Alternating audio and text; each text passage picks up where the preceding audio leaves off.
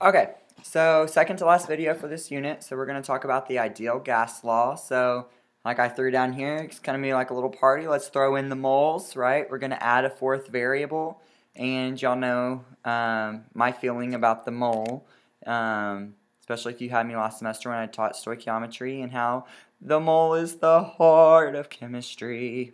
Alright, so it's back, as the heart always does come back. Alright, so first, let's kind of talk about what the formula for this law is and kind of what I kind of expect you to know for everything.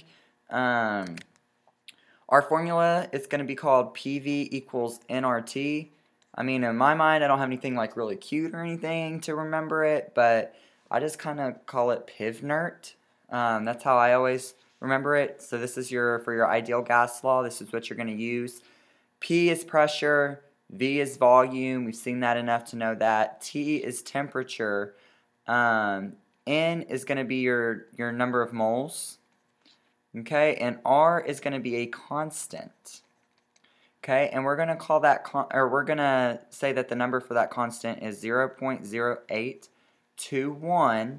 Okay, and we're going to say that our units for it are liters times atmospheres divided by moles times Kelvin. Okay, this right here, pay attention to me. This right here, woo, right here, all right, this right here, don't let that mess you up. That is a unit, all right? In the end, they're all going to end up canceling each other out whenever I'm writing it all out here in these problems. But that right there, that is a unit. It's like apples, cows, chickens, moles, liters. It's a unit. Don't try to plug any numbers in there. Don't get bogged down with it. It's a unit, okay? When we're doing one of these problems, we're always just going to plug this number in for R, and this is going to be its unit. All right, so you don't have to plug anything special in there for that. Alrighty then, let's move on. So, let's just do a couple of example problems. I'm kind of bringing in some factors of things that you might need a little bit of a refresher on by this point in the video series. So, how many moles of helium occupy a volume of 12 liters at STP? Alarm bells, alarm bells, alarm bells. What in the world does STP mean? Alright, I'm supposed to have all of these variables and, you know, they only listed one number for me. Alright, STP, remember, stands for standard temperature and pressure. So we actually do know our temperature and we actually do know our pressure. Alright, so let's go through and find out what those are. So just like before, this is going to be, hey, do I have, or actually not any, I don't know what in the world I'm writing out there. I'm getting all kinds of ahead of myself. Here I'm going to write out, what do I have? Okay, what do I have? You know, I'm probably crazy, so I probably have multiple things going on. So, they gave me one thing. They told me that I have a volume of 12.1 liters. So I'm going to go ahead and write that one in there because they gave it to me. Alright, now when we're talking about STP, alright, so I have my standard temperature and pressure.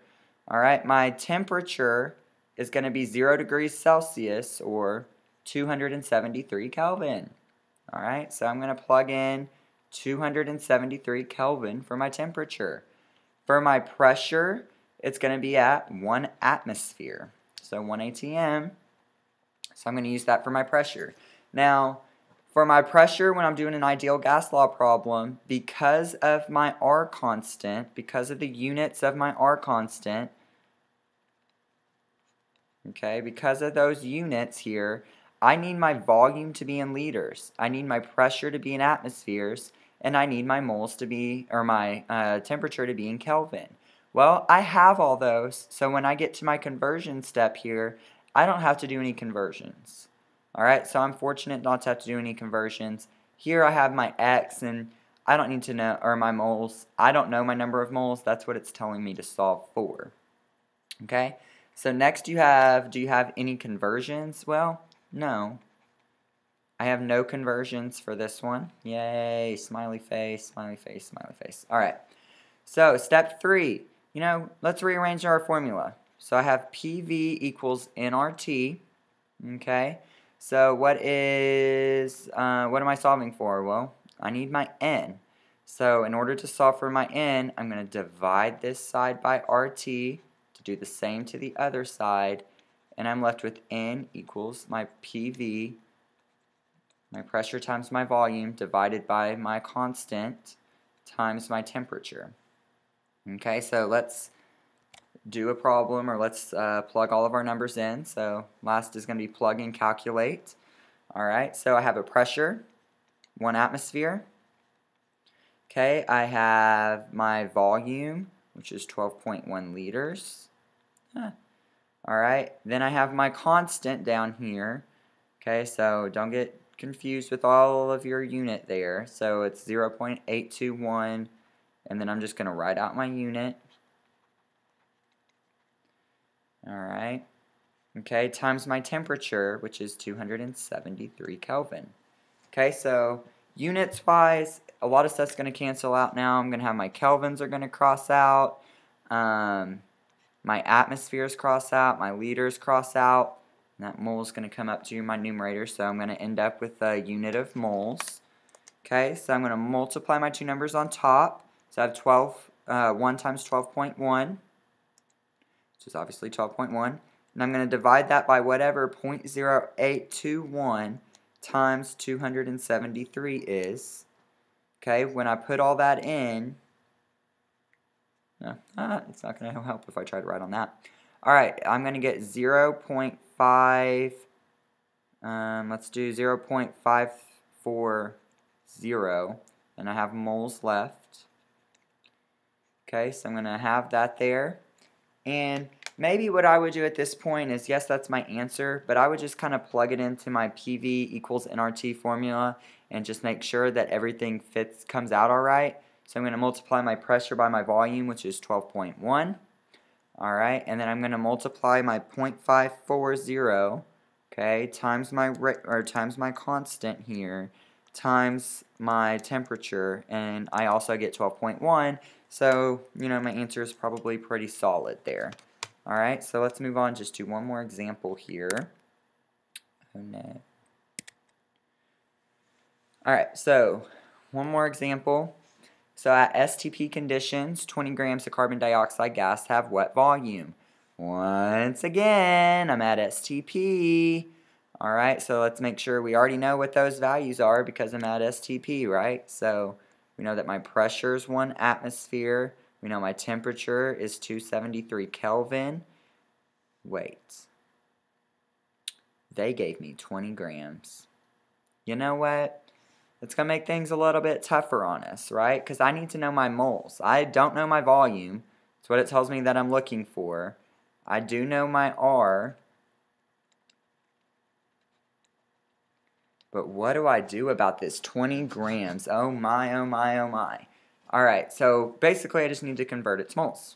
Okay, so if I have 20 grams, and I should have put of CO2.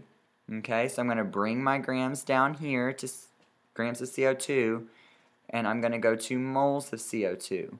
Well, what relates grams to moles? 3, 2, 1.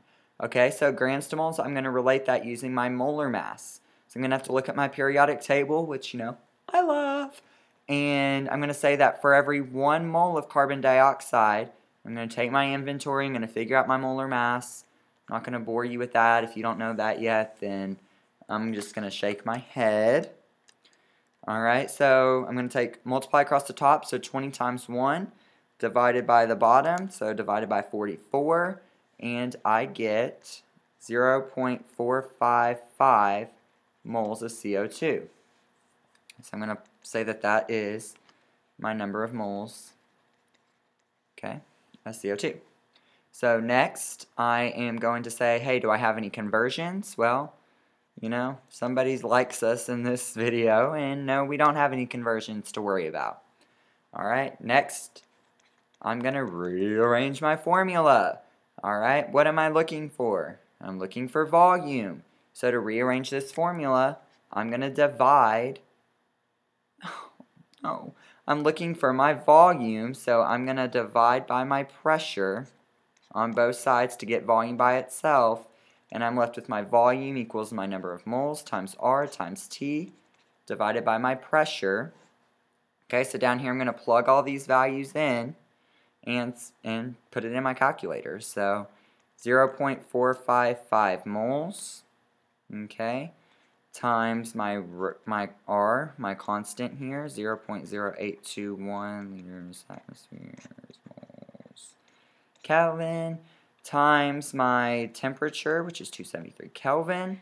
I'm going to divide all that by my lovely temperature, which is 1, and I think y'all can all divide things by 1 by now. I'm going to kind of go through my unit cancellation. So those moles cancel, these atmospheres cancel, these K's cancel. I'm left with liters, which is my volume, which is my unit for volume. So now I can just plug this bad boy into the calculator. 0.455 times 0.0821 times 273 divided by 1. And I'm going to say that my final volume, or that my volume in this system, is 10.2 liters. Alright, so that's ideal gas law. And we're going to have one more video after this. And actually, that video does take into account more ideal gas law. So if you don't get this, go back. If you go to the other video and you're like, oh, I don't really remember the ideal gas law stuff, then go ahead and come back to this video and take a look at this, because I might rush through that part because I really think y'all probably forgot the stoichiometry part of gas stoichiometry. So that will be it for now. I will be back in about 2 minutes on the next video. All right.